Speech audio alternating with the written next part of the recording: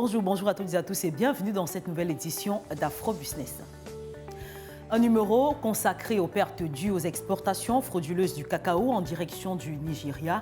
Environ 10 à 20% de la production totale nationale représentant un manque à gagner de près de 70 milliards de francs CFA selon les estimations du ministère camerounais du Commerce. Quelles conséquences pour les producteurs locaux et dans l'économie locale? Des questions que nous discuterons en seconde partie avec notre confrère du journal en ligne Économie du Cameroun, c'est Aloïs Odana. Mais tout d'abord, on revient sur les pertes enregistrées du fait de ces exportations frauduleuses, ce qui a d'ailleurs poussé le ministère du Commerce à interdire des mouvements. On regarde dans ce sujet et on se retrouve juste derrière. Les plaintes émises depuis environ 3 décennies par les opérateurs camerounais ont fini par faire réagir le gouvernement. Le Nigeria paierait de fortes sommes d'argent pour acquérir la production cacaoyère au détriment des exportateurs locaux. Des commerçants se serviraient de certains habitants du sud-ouest, l'un des principaux bassins de production de cacao du Cameroun, pour les aider à acquérir plus de tonnes de cacao, moyennant de l'argent. La décision du ministre camerounais du Commerce, Luc Magloire Mbarga Tangana, intervient alors que le phénomène d'exportation frauduleuse des fèves en direction du Nigeria ces dernières années a pris de l'ampleur, notamment avec la venue de la crise sécuritaire que connaissent les régions du nord-ouest et du sud-ouest. La porosité des frontières entre les deux pays et les prix compétitifs des acheteurs nigérians contribuent à entretenir ce siphonnage de la production camerounaise. Depuis près de 30 ans, on estime à environ 35% le volume des exportations de fèves en direction du pays voisin. Quelques solutions comme la création de nouveaux postes militaires, l'organisation régulière des marchés périodiques, l'implication des acteurs dans les différents bassins de production sont désormais sur la table des discussions. Et pourtant, le cacao reste l'un des piliers de l'économie camerounaise, une culture qui a par exemple généré près de 288 milliards de francs CFA lors de la dernière campagne. Des données fournies par l'Office national du cacao et du café, des performances dues à la politique gouvernementale d'appui aux coopératives et exploitants de la filière, ainsi que des plans améliorés. C'est un élément signé Cédric Tachago.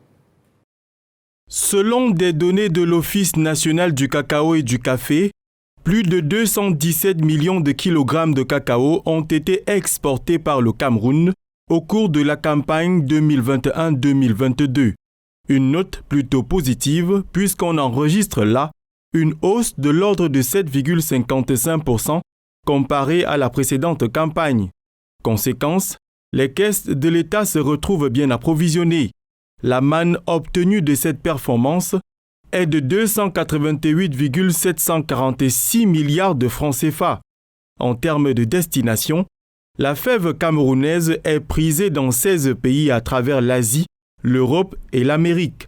65% des exportations sont réalisées par 3 principaux acteurs locaux que sont Telka, Usine Cam et SBET. Ce cacao est produit dans 8 des 10 régions du pays, avec en trio de tête le centre, le sud-ouest et le littoral. Les données liées à la production et à la commercialisation de la fève au Cameroun démontrent à n'en point douter sa place de pilier dans l'économie. 3e producteur africain, le pays pointe à la 6e place sur l'échiquier mondial. Et dernier exploit en date, le Cameroun a obtenu le 14 juin 2023 à Madagascar le label Cacao fin de l'Organisation internationale du café, une reconnaissance qui permettra d'envisager de nouvelles perspectives pour le produit, surtout en matière de prix. À présent, cet entretien accordé à l'équipe d'Afro Business par le journaliste Aloïs Odana du journal Économie du Cameroun. On regarde et on se retrouve juste après.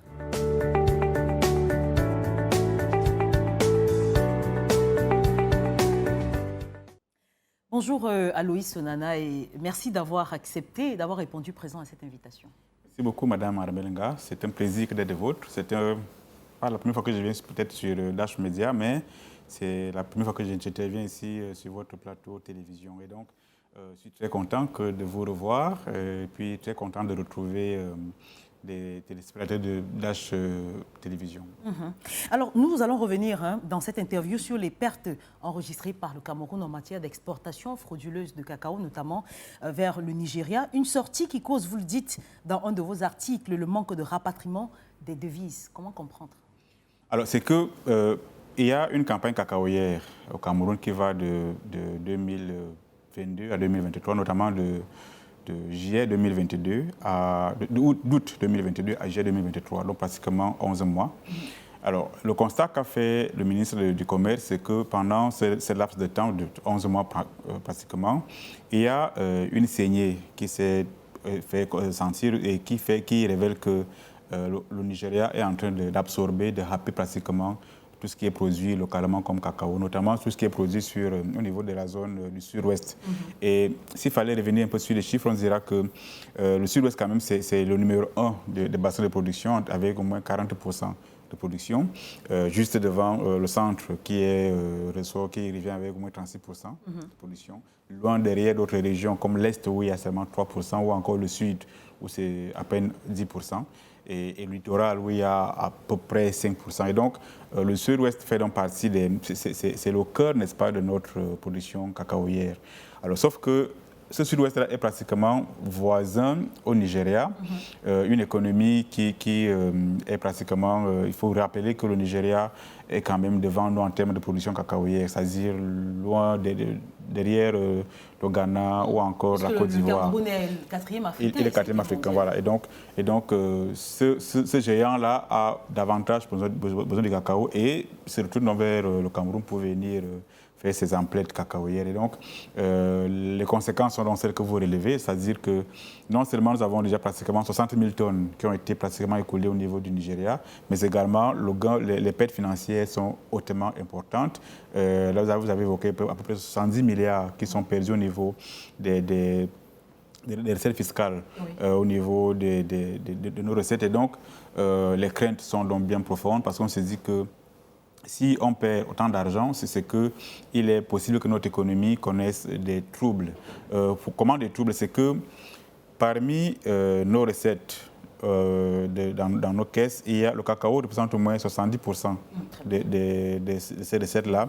Et si le Nigeria, lui seul, parvient déjà à venir récupérer dans le noir cet argent, c'est que forcément nous perdons de l'argent et donc par conséquent les craintes sont réelles et ce qu'il faut faire, c'est ce que fait le gouvernement actuellement, c'est maximiser un peu les contrôles au niveau des frontières pour que le Nigeria, autant que possible, n'ait plus accès à ce cacao-là. Maintenant, ça, c'est au niveau de l'intention gouvernementale.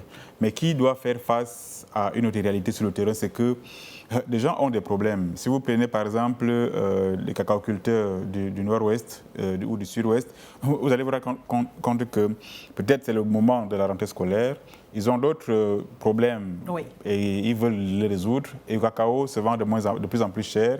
Je regardais encore les chiffres, au moins à 1000 francs CFA le kilogramme, soit même à 1050 francs CFA. Et donc, si un Nigérian vient vers vous et vous propose 1500 par exemple, et que vous devez attendre... Justement, vous êtes en train d'anticiper sur la prochaine question. Qu'est-ce qui est justement à l'origine de cet afflux de marchandises, d'exportation de cacao vers le Nigeria? Est-ce que c'est le pouvoir d'achat?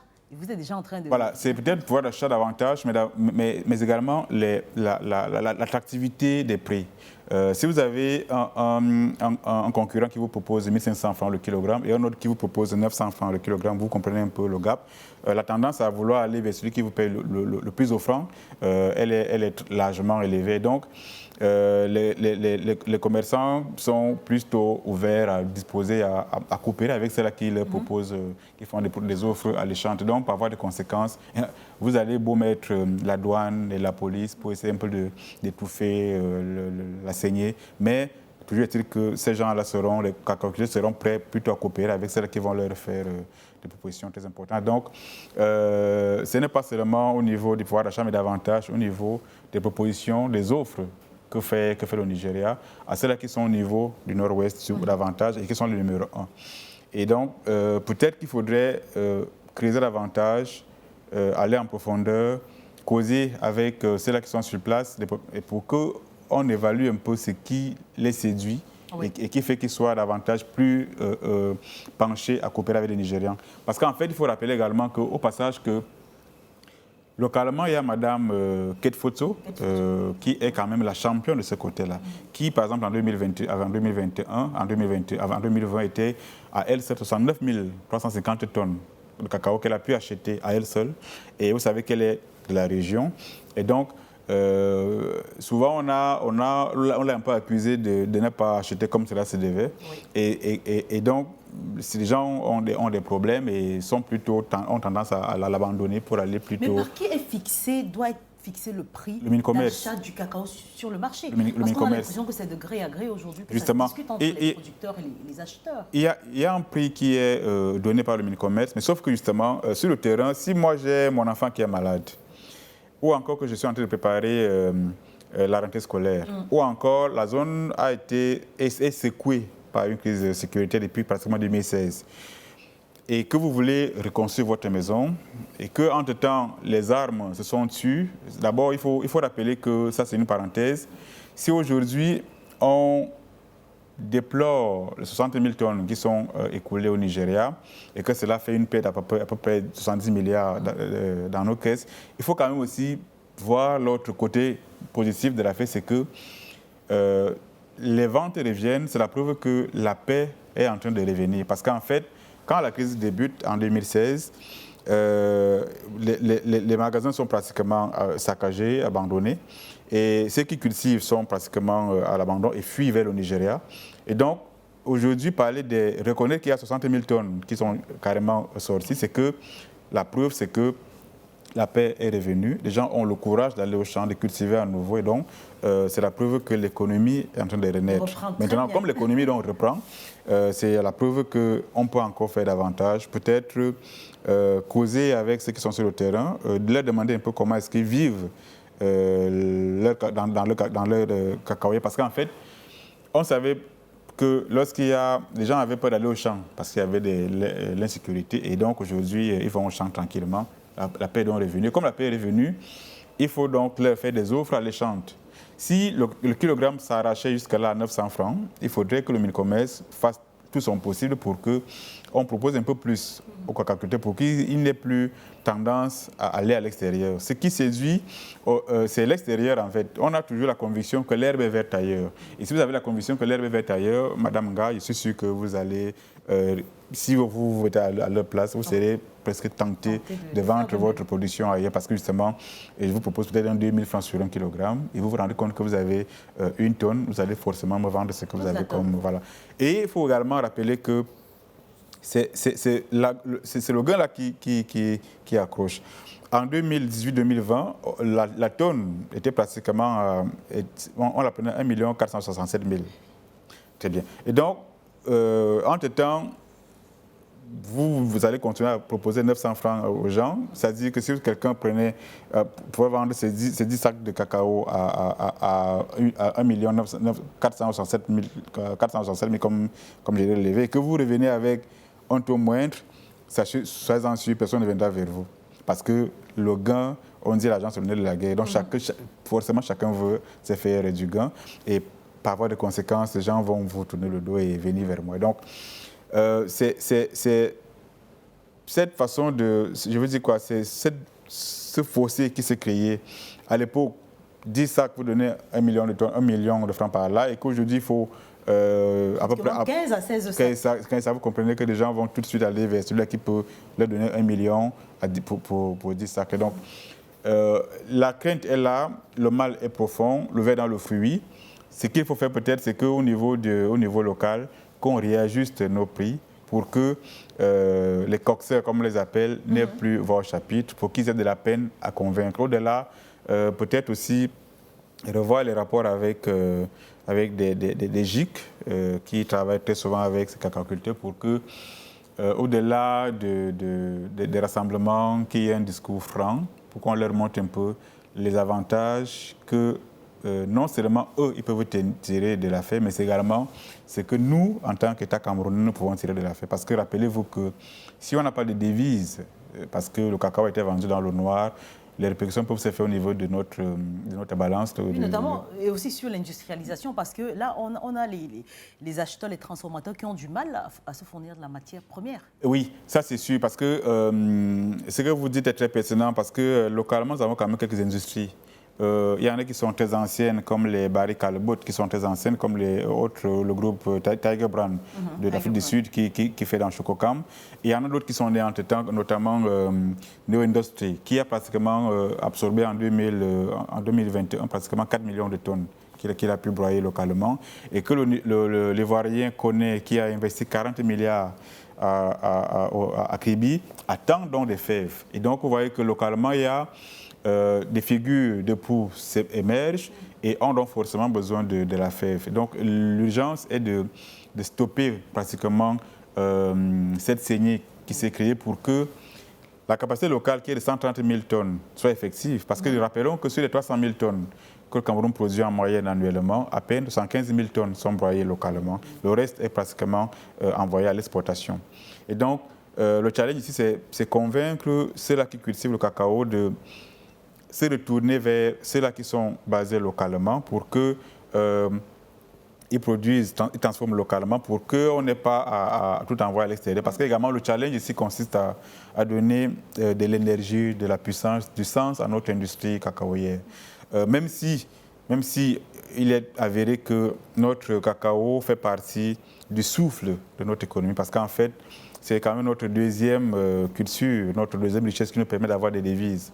Si on a exclu le pétrole, il ne reste quoi d'autre? Il ne reste que le cacao pour que nous ayons des devises. Or, si on n'a pas de devises, il est carrément difficile, sinon impossible de commercer avec l'extérieur. Et donc, le cacao est notre élément fondamental sur lequel nous comptons pour que nous ayons des fonds au niveau de nos devises. Et donc, la bataille, elle est bien rude, le danger est là. Il faudrait maximiser, muscler les rencontres avec les producteurs locaux pour qu'ils oublient, si vous voulez, autant que faire se peut, la voix du Nigeria et que les caisses de l'État camerounais soient mieux fournies et que, au besoin également, lorsque nous voulons sortir ce cacao-là, qu'ils ne sortent pas des voies officielles, de telle sorte que par ces voies officielles-là, nous ayons des devises qui vont nous permettre de commercer avec l'extérieur, d'avoir des ressources qui nous permettent, n'est-ce pas, de ne pas frôler la dévaluation. Parce que lorsque nous avons manqué de devises, le risque est énorme d'aller vers la dévaluation. Et donc, ce cacao-là doit être autant que fait pour se peut traçable et que nous serons tous bénéficiaires. Il faut reconstruire la zone du nord-ouest et du sud-ouest qui fait partie, qui est même pas que fait partie, mais qui est le leader de notre production cacaoyère. Et donc, le challenge est de tirer un peu les oreilles à ceux-là qui sont au nord-ouest, sans oublier ceux qui sont au niveau du centre et de l'est et du sud, du littoral qui cultivent également du cacao, pour que tout le monde converge, tantôt vers les sorties officiellement traçables, ou alors tantôt vers les zones industrielles locales qui transforment le cacao. Bien, un autre challenge, puisqu'on en parle, c'est à ce niveau que la douane camerounaise entre en jeu. Vous l'avez dit plus haut, il faut approfondir les contrôles. Impact et conséquences quand même, il y en aura forcément sur ces mesures. On se rappelle déjà la saisie de 8 camions de fèves de cacao à la mi-juin, mais il y a également beaucoup d'autres conséquences, qu'elles soient positives ou négatives, de la multiplication de ces postes. Ça veut dire qu'il faudra encore que l'État débourse de l'argent. Il y a forcément des conséquences, mais en fait, les camions arrêtés prouvent que, je l'ai rappelé, le business a carrément repris du poids de la bête. Ça, c'est un fait. Maintenant, l'autre volet de votre question me fait penser à la guerre économique que nous vivons, que nous subissons, même pas que nous vivons, mais que nous subissons de plein fouet. C'est quoi la guerre économique en question? C'est que depuis le 31 décembre 2022, l'Union européenne, qui absorbe pratiquement 47% de notre production économique, a trouvé un moyen de nous intimider. C'est quoi elle a fait? C'est qu'il est question ici d'amener les États africains qui produisent du cacao à réduire leur déforestation. Or, on ne peut pas faire du cacao en plein Bonanjo, par exemple, ou encore en plein marché central à Yaoundé. Il faut aller dans les zones forestières. Et ces zones forestières-là, c'est justement le nord-ouest, le sud-ouest ou encore la zone du sud. Et propices à la culture du cacao, il faudrait exactement, qui sont justement propices à la culture du cacao. Et donc, Le challenge maintenant, je veux dire quoi, la guerre économique qu'on a développée, qu'on développe en douce aujourd'hui, c'est que on demande aux États africains qui cultivent du cacao de réduire la déforestation et de se contenter uniquement des champs qu'ils ont actuellement, quitte à perdre pratiquement leur performance actuelle. Pourquoi? Parce qu'en retour, il y a ce qu'on appelle les crédits carbone. C'est-à-dire, plus vous conservez votre forêt, plus l'Union européenne peut vous gratifier de quelques petits milliards de financement pour que vous conserviez davantage votre forêt. Et là, moi, j'appelle ça une guerre économique parce qu'en fait, dans l'économie européenne ou encore états-unienne, l'agriculture a joué et joue même encore un rôle clé. Si peut-être au niveau de l'Union européenne, on a pu migrer vers les GAFA qui concernent davantage les nouvelles technologies, au niveau des États africains, c'est davantage l'agriculture qui est devenue aujourd'hui une espèce ancienne, une espèce de refrain où tout le monde vous dira que l'agriculture c'est notre sauveur. Il faut vraiment compter sur l'agriculture. Mais comment est-ce qu'on peut donc compter sur elle tout en évitant de faire des champs, tout en réduisant des espaces cultivables? C'est un peu comme si vous vouliez une chose de son contraire. Et donc, moi je pense qu'aujourd'hui, il faut non seulement maximiser des contrôles au niveau des sorties, au niveau de la douane, mais davantage développer des stratégies de guerre économique qui vont nous amener à revoir un peu nos rapports avec nos partenaires au développement, notamment l'Union européenne, qui ne fait pas de cadeaux. Parce que quand je parlais de la guerre économique a ses réalités, elle a son identité, qui consiste à influencer, qui consiste à protéger, qui consiste à intimider en quelque sorte. Et cela passe par la communication. Et on vous fait croire que ce que vous faites est très mauvais. Et cela passe par des mises à mainstream. On vous matraque du matin au soir, qui vous fait finalement croire que ce que vous avez comme richesse est en fait une malédiction. Et aujourd'hui, donc, c'est vers là que nous sommes en train de tendre. On nous dit il y a le climat d'un côté, et le climat fait des ravages, c'est vrai, c'est d'ailleurs vrai. Mais lorsqu'on nous parle désormais de réduire nos espaces cultivables du cacao, qui fait partie, qui est même notre poumon économique, je pense qu'il est temps aujourd'hui que nous voyons peut-être les contrôles au niveau des frontières, certes, mais davantage développer notre industrie, transformer localement ce que nous produisons pour que ce qui sortira davantage ne soit plus des fèves uniquement, mais que ce soit peut-être de la pâte à cacao, ou encore du beurre, pour qu'on n'ait plus à vendre uniquement des fèves, pour qu'on n'ait plus à subir du chantage. Rappelez-vous qu'en 2019, la Côte d'Ivoire a subi un gros chantage de l'Union européenne qui ne voulait plus son cacao parce qu'en fait, on estimait qu'ils ont démoli, ils ont détruit entre 14 000 hectares de forêt. Donc, la Côte d'Ivoire et le Ghana étaient accusés d'avoir détruit 14 000 hectares de forêt, soit à peu près 15 000 stades de football. Et donc, on leur a dit, voilà, vous avez détruit la forêt et donc il nous sera difficile d'accéder à votre cacao. Il a fallu commencer à faire un peu des prières, en fait, supplier l'Union européenne pour qu'elle achète encore son cacao. Et donc, pourquoi on évite ce type de chantage? Je pense qu'il faut faire des contrôles, certes, mais donner des moyens à nos champions nationaux pour qu'eux, à leur niveau, ils puissent transformer ce cacao-là et que nous soyons en mesure non plus seulement de compter sur l'Union européenne pour acheter notre cacao, mais que nous soyons en mesure de séduire l'Asie, la Chine qui achète aujourd'hui 19% de nos produits, de notre marchandise, qu'elle puisse au moins revoir à la hausse ce que nous produisons, que la Russie, qu'on est en train de diaboliser aujourd'hui, maximise davantage ses achats de nos cultures, de nos matières premières, que les États-Unis, qui aujourd'hui prennent seulement 3% de nos richesses, soient également en mesure de maximiser, de doper davantage leur achat. Donc, je pense que c'est vers ça que nous pouvons nous orienter pour qu'on n'ait plus à subir le chantage des gens. Parce qu'en fait, tant que vous avez une position de faiblesse, d'autres vont vous menacer, ils vont vous... Et faire de vous ce qu'ils veulent. Oui, exactement. Alors, je vais vous poser, excusez-moi de vous couper la dernière question, parce que nous sommes en train de sortir de cet entretien. Alors, comment vivre sans le cacao, qui génère quand même d'énormes recettes d'exportation? On va prendre par exemple la dernière campagne, on avait 289 milliards de francs CFA, une énorme niche économique. Et on a ces partenaires au développement qui viennent demander de réduire la culture du cacao. Est-ce qu'on peut faire sans le cacao? Est-ce qu'on peut faire sans le cacao? Oui, je crois bien que oui. On est dans une phase qui veut que nous ayons une économie diversifiée. Quand on dit économie diversifiée, cela suppose que un seul segment n'est pas considéré comme le nerf de tout, comme le cœur de tout. Donc on ne comprend pas le cacao comme étant notre souffle, comme je l'ai dit au début. Mais qu'on diversifie, on peut donc faire sans le cacao, c'est vrai, mais cela nous prendra encore beaucoup de temps. C'est-à-dire qu'il faut investir dans d'autres secteurs comme notamment la technologie, parce qu'en fait, il n'y a pas que le cacao qui est visé par la loi de 2022 qui interdit, brandi par les 27 de l'Union européenne, qui interdit que tout ce qui est issu de la déforestation ne soit plus vendu à l'Union européenne. Vous avez là-dedans, vous avez du soja, vous avez là-dedans le maïs, vous avez là-dedans l'huile de palme.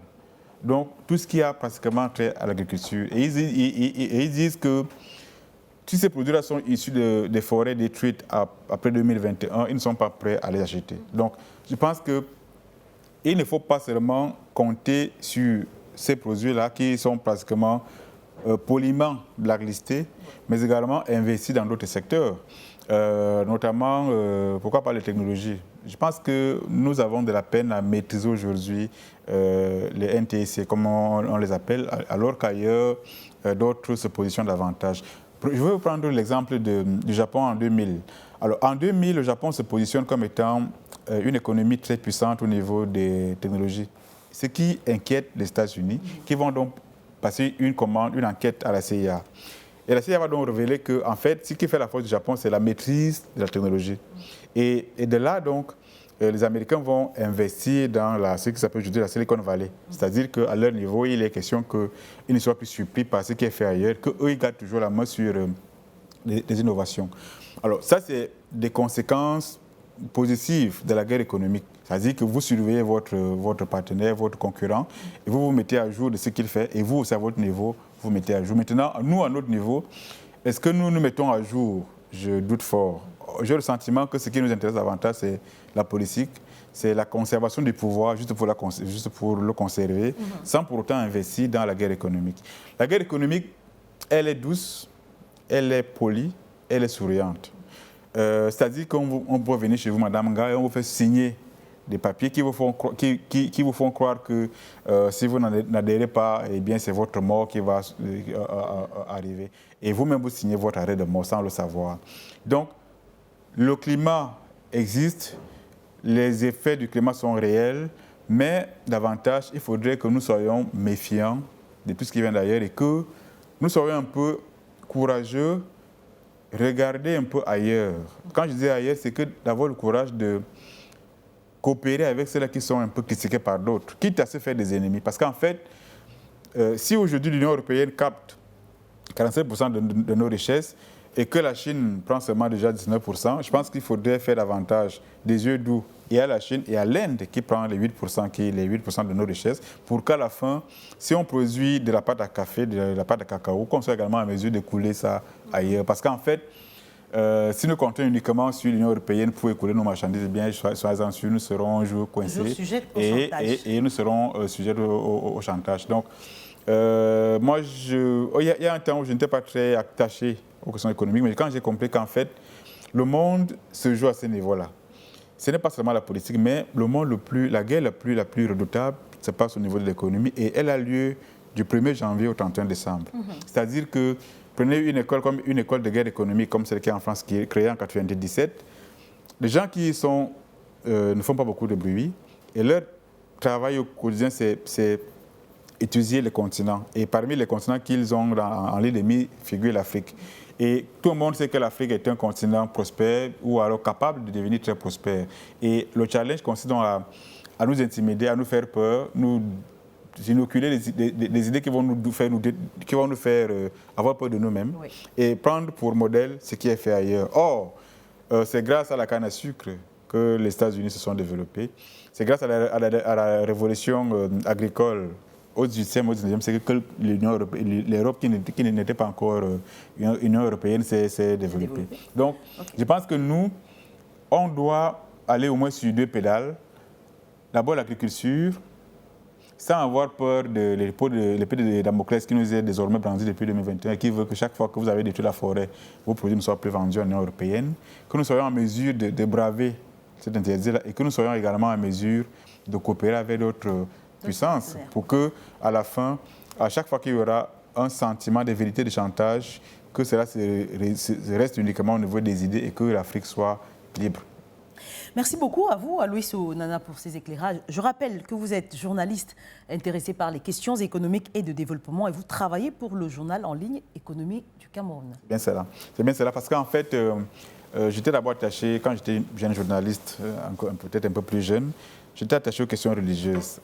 Alors un jour, l'aîné Parfait Siki nous a fait comprendre un peu que les questions économiques étaient plus séduisantes.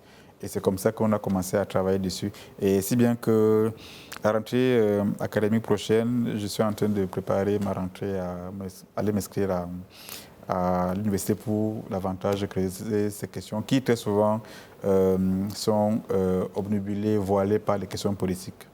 On vous remercie. C'est moi, madame.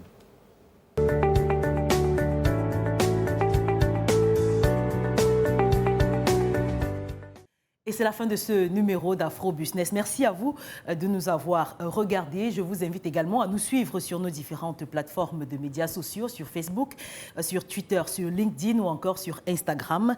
Je vous invite également à nous suivre sur StarTime, canal 792. À très vite.